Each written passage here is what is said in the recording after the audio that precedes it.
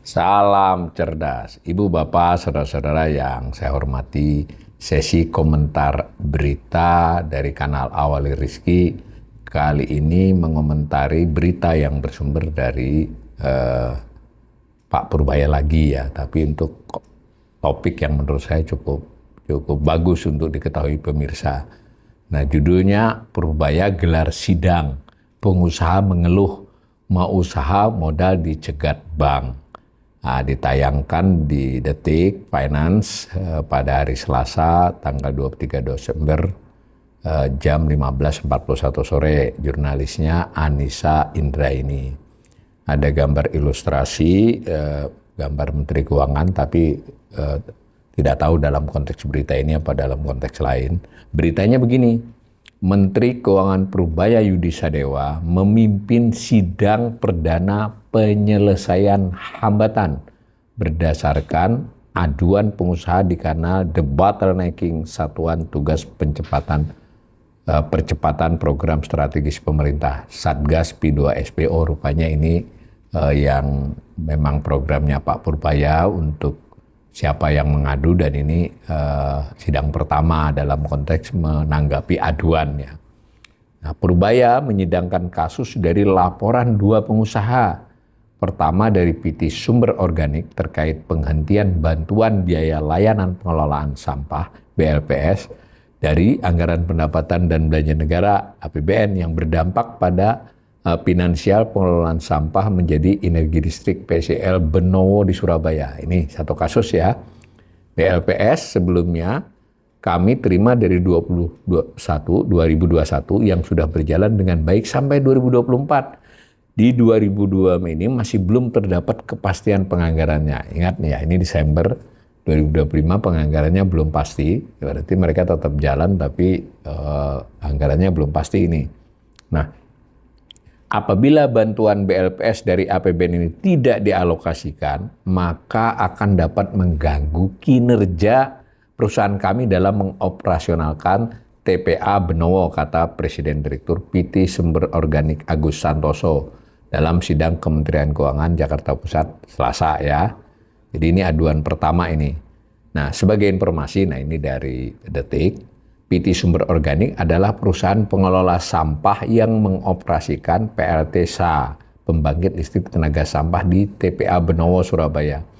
Perusahaan mengelola 1.000 ton sampah per hari di luas kurang lebih 4 hektar. Perusahaan menengah lah ya ini ya. Punya usut penghentian bantuan BLPS kepada PT Sumber Organik ternyata dalam APBN tidak dialokasikan di dana alokasi khusus DAK sejak 2025. Nah, akhirnya Purbaya memutuskan terhadap program tersebut menggunakan pagu Kementerian Lingkungan Hidup. Jadi ini contoh saja, ini yang mengadu ya. Jadi kita bisa membayangkan mungkin ada beberapa kasus sebenarnya tapi belum disidangkan atau belum mengadu. Jadi biasanya mereka dapat dana dari DAK. DAK berarti melewati pemerintah daerah ya, tapi dana APBN dialokasikan ke transfer ke daerah, jenisnya DAK. DAK ini berarti earmark ya, alokasi khusus dalam hal ini berarti fisik karena dia pengelolaan sampah. Itu ya duit dari pusat ke daerah, tapi harus langsung ke situ karena ada peruntukannya. Nah, ini 2025 mereka nggak dapat nih si PT Sumber Organik ini. Nah, Purbaya memutuskan terhadap program tersebut, ini nggak jelas ini apakah diputuskan di sidang tersebut ataukah sebelumnya, mestinya di sidang itu. Nah, menggunakan pagu Kementerian Lingkungan Hidup. Nanti kalau ada kekurangan KLH kita bantu, tapi sementara kita pakai dulu anggaran dana cadangan KLH yang ada. Ini memang tidak terlampau besar ya, tapi saya mengangkat berita ini karena ini kita ingin melihat bagaimana Purbaya mengelola cash flow, mengelola belanja ya. Kalau ada bottleneck, ini bottlenecking artinya benar ini dalam konteks ini saya apresiasi.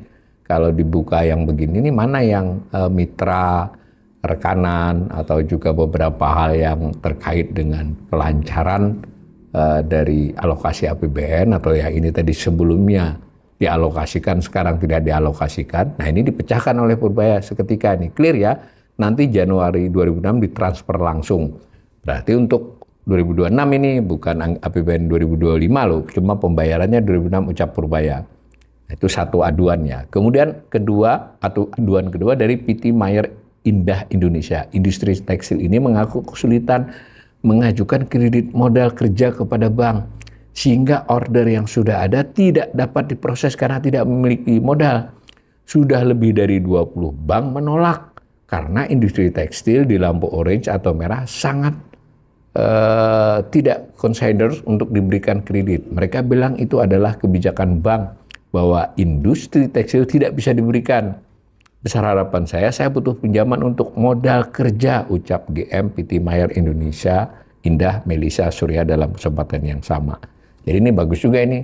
Jadi Menteri Keuangan berarti menerima aduan yang sebenarnya tidak terkait APBN kan, tapi bottleneck dalam dia berbisnis. Dalam kasus ini juga perusahaan kelas menengah ini, GM PT Mayer Indah ini. Awalnya Purbaya mengusulkan agar Lembaga Pembiayaan Ekspor Indonesia bisa membantu memberi pembiayaan, namun terhambat aturan karena harus berorientasi ekspor. Akhirnya diputuskan yang dibantu melalui kredit usaha rakyat KUR khusus industri padat karya. Nah, dukungan biaya dapat diberikan melalui KUR khusus untuk industri padat karya. Perusahaan mengajukan pinjaman ke bank penyalur dan selanjutnya diinformasikan kepada Menko Perekonomian untuk mendapat asistensi, ujar Purbaya. Oke ya, ini tapi kita harus paham nih, kalau KUR kan ya maksimal 1 miliar itu juga jarang, ya 500 juta maksimal. Tapi anggap aja 1 miliar. Saya tidak tahu ukuran PT Mayer Indonesia Indah ini dengan kredit 1 miliar itu memecahkan masalah mereka enggak. Tapi saya komentari dulu dari yang pertama tadi. Ya, yang pertama tadi kan kasusnya dia tidak lagi dapat alokasi karena di AK nggak ada gitu. Dan perlu diketahui, sejak 2025 ini sudah dilakukan efisiensi kan oleh pemerintah. Ada APBN, tapi kemudian ada efisiensi di awal tahun. Lalu belanja pemerintah pusat dikurangi sekitar 256, yang ke daerah 50, tetapi yang 256 pemerintah pusat itu sebagian besarnya direalokasi, bukan dikurangi sebesar itu. Sementara yang transfer ke daerah sepenuhnya dikurangi. Nah, di antara jenis transfer ke daerah itu adalah DAK, dana alokasi khusus fisik. Nah, ini contoh saja.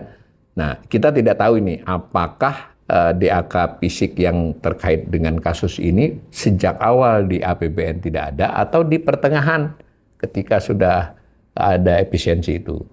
Nah, tetapi kasus ini memberikan gambaran kalau 2026 nanti DAK-nya dikuranginya banyak.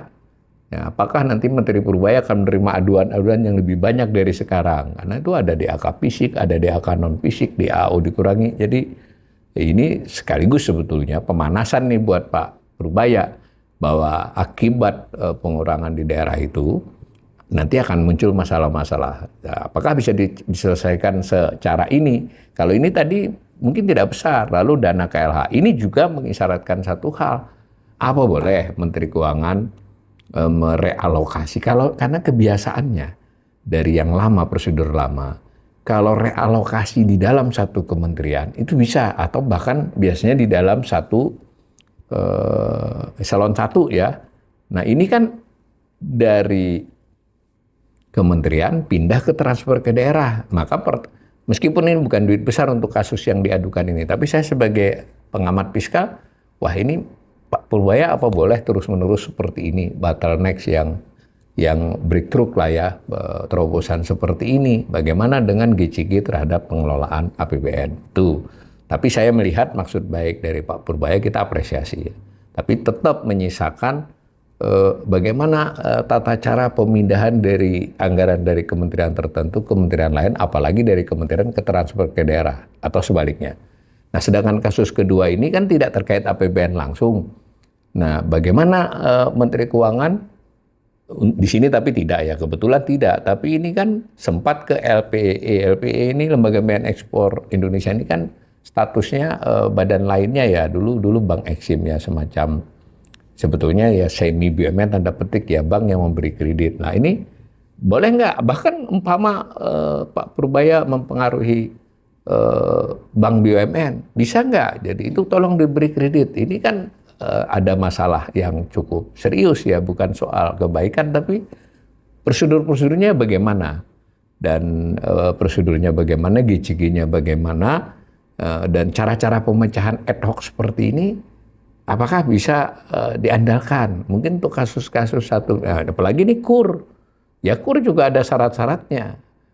Meskipun dalam konteks ini dia punya hak untuk KUR karena bisa berkoordinasi dengan Menko Perekonomian ya. Tapi tetap saya mempertanyakan tanda petik ya bahwa pemecahan-pemecahan seperti ini hanya menggambarkan bagaimana APBN mohon maaf tidak dikelola secara good governance sebenarnya kan. Nggak bisa dong seperti itu. Mestinya bahwa ada beberapa kebijakan diskresi itu oke, tapi diskresinya juga harus dalam garis besar aturan. Kalau sudah begini, mengapa lalu tidak bisa saja netizen pemirsa saya ini bertanya-tanya, kalau bisa begini, mengapa nggak diurusi itu lebih serius ya, pemindahan dana ke bencana, misalnya kan begitu jadinya. Nah, mudah-mudahan ini sekedar komentar saja, dan buat pemirsa, kita tunggu ya berita-berita selanjutnya, kebijakan-kebijakan selanjutnya untuk kita sama-sama mengikuti, dan sebagai rakyat kita mengapresiasi di satu sisi, di sisi lain kita tetap mengembangkan pemikiran kritis kita agar pengelolaan keuangan negara ini ke depan makin baik.